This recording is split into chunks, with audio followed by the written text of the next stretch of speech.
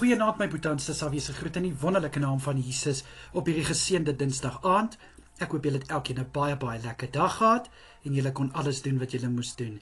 En weer eens baie dankie dat ek die voorreg het om vir elkeen van julle te kan bid. Kom ons bid saam. Vader, baie dankie. Dankie eerstens Here dat ek die voorreg het om vir my boetie en sussie te kan bid. Vader, baie dankie vir hierdie dag wat U in ons lewens toegevoeg het. Dankie vir alles wat ons kon doen en vir alles wat ons kon uitrig. En dat ons kan terugkyk, Here, en ons kan U hand in alles sien. En Vader, ek vra om verskoning, waar ons baie keer probeer om dinge sonder U te doen, waar ons dink, ek het dit self gedoen. Dit kon nie die Here gewees het nie.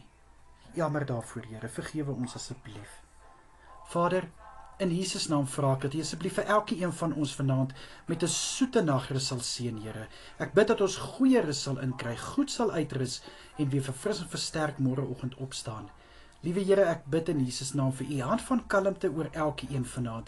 Ek bid vir rustigheid in elke een se gemoed en liewe Here, mag niks, maar niks my boetie en sussie se slaap ontwrig of steur nie. Asseblief Here, in Jesus naam.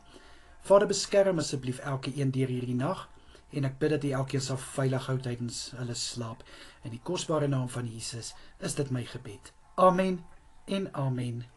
Julle moet baie lekker slaap en goed uitrus. Totsiens julle.